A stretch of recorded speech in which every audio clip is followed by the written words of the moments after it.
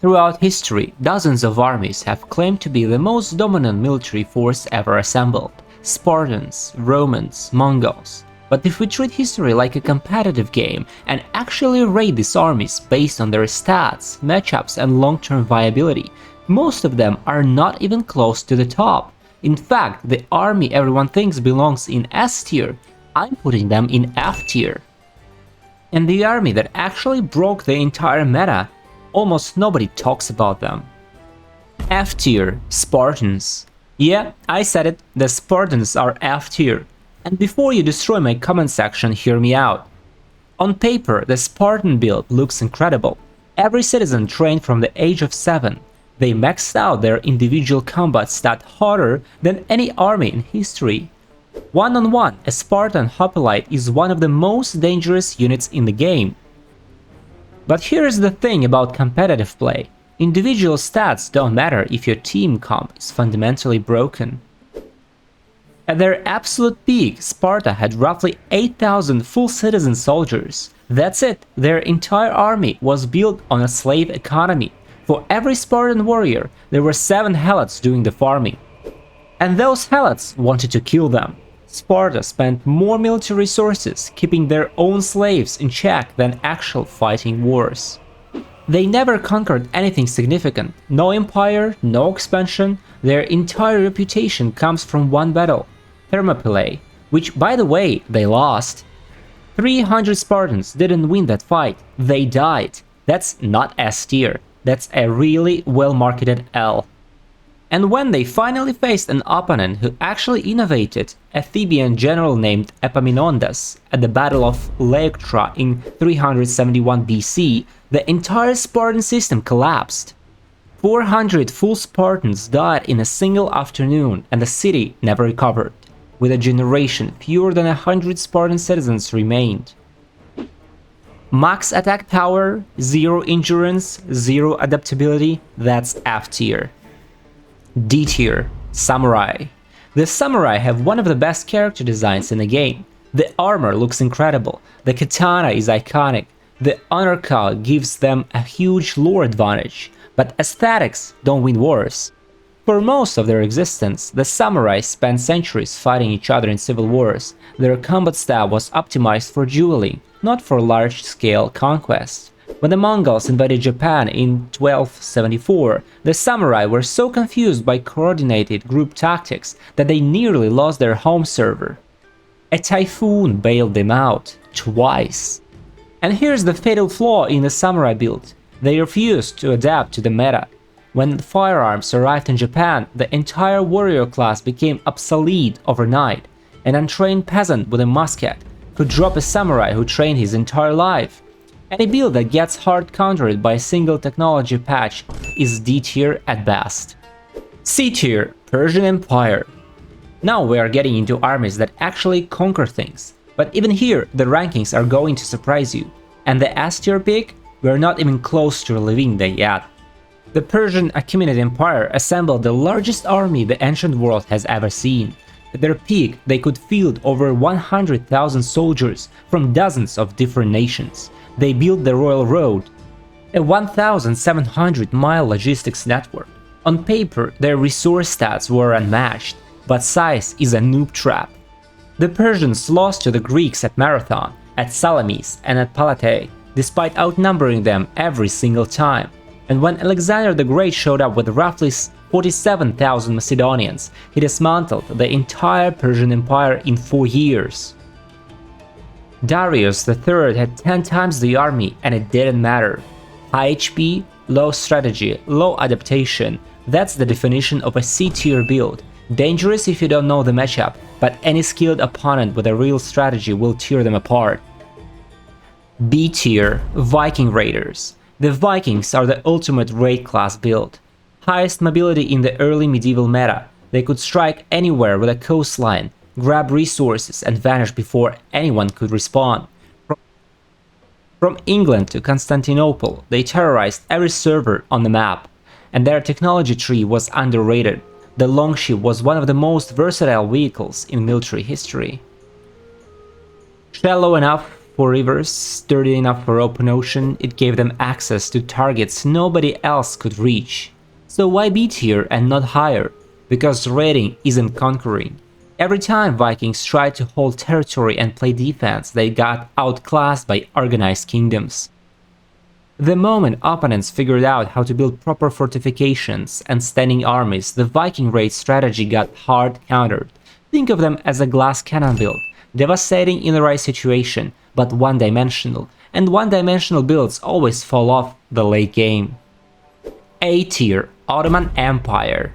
Now we are in A tier, and this is where the builds start getting genuinely scary. The Ottomans fielded the first professional standing army since Rome, the Janissaries, while every other European kingdom was still relying on feudal levies and mercenaries who might desert mid-battle. The Ottomans had elite soldiers who trained year-round. They pioneered gunpowder siege warfare. They dragged massive cannons to the walls of Constantinople in 1453 and did what no army had been able to do for over 1,000 years. They breached the greatest walls in the world and conquered the city.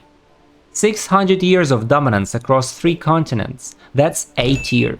But the reason they are not higher, the same army that mastered gunpowder couldn't adapt when the meta evolved past it. By the 18th century, European armies had iterated on Ottoman innovations and left them behind. The build that defined the meta became a victim of it. We've got 3 armies left, and every single one of them has an argument for S tier, but only one actually earned it, and I guarantee it's not who you think. So A tier, Roman legions. The Roman legions are the gold standard everyone else is measured against. Professional army, engineered corps, logistics machine that could supply campaigns across 3 continents. They literally built roads to their enemies. What makes them A tier is their adaptability. For 500 years, Romans faced every type of opponent imaginable, and they adjusted every time. Carthage used elephants, Romans engineered counters. Gauls used chariots, Romans built fortifications. Germanic tribes used ambush tactics. Romans reformed their entire formation system. But A tier is not S tier. 2 reasons. First, they suffered catastrophic defeats. Cannae was one of the worst military disasters in history. 50,000 Romans dead in a single day. Teutoburg forest wiped out 3 entire legions. And second, the build eventually collapsed. If your army was truly overpowered, it wouldn't have fallen. The Roman military system degraded over centuries until it couldn't defend its own borders. Incredible longevity, the best adaptability on this list, but not the best endurance, not quite S tier. A+ tier, Mongol Empire. This is where it gets controversial, because the Mongol army, on raw stats alone, is the most dominant military force in recorded history. Under Genghis Khan, the Mongols conquered more territory in 25 years than Rome did in 400. They never lost a major campaign. They destroyed the most powerful empires of their era, including the Khwarezmian Empire, the Jin dynasty, and Baghdad, which was the intellectual capital of the world. Their strategy stat was off the charts. Find, retreats, psychological warfare, adaptive siege tactics they learned from every enemy they defeated. They absorbed enemy technology like no army before or since. Chinese siege engineers, Persian administrators, Turkish cavalry techniques. It was the most complete military build ever assembled. So why not S tier? One critical weakness: endurance. The entire Mongol military machine was built around one player's skill tree. When Genghis Khan died, the empire held together for a while. But within 2 generations, it fractured into 4 competing Khanates that spent more time fighting each other than conquering. The Mongols were the most dominant peak in military history, but the peak lasted roughly 60 years. Any build that falls apart when you remove one player has a fundamental design flaw. That's A+ tier, not S. S tier, the Byzantine army. 1100 years. This is how long the Byzantine military held its ground. From the founding of Constantinople in 330 AD to its fall in 1453, no other army in history comes close to that endurance stat. But this isn't S tier just because they lasted long. it's how they survived.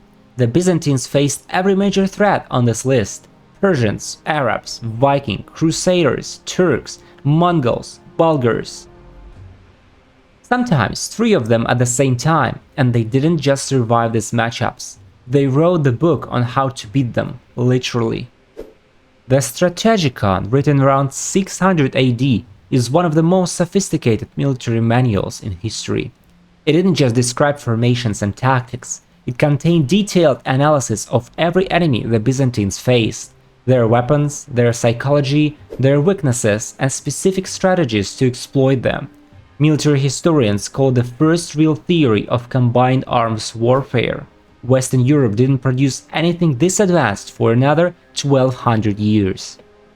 And then there's the cheat code, Greek fire, a napalm-like weapon that could be sprayed onto enemy ships from pressurized siphons. It burned on water. Water made it burn hotter. The formula was so classified that it was lost to history when the empire fell. That's not just a weapon, that's a deleted item removed from the game's code entirely. But the real reason the Byzantines are S tier is their respawnability. In the 7th century, they lost 70% of their territory to the Arab conquests. Any other empire on this list would have been game over. The Byzantines rebuilt, reformed their entire military system and came back to reconquer most of what they lost. They did it 3 times. Every other army on this list is extinct. The Spartans, the Persians, the Romans, the Mongols, all gone.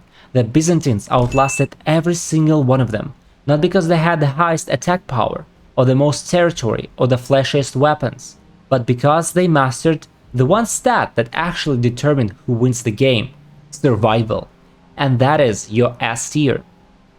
I know some of you are already typing angry comments about the Spartans, and honestly, I want to hear it.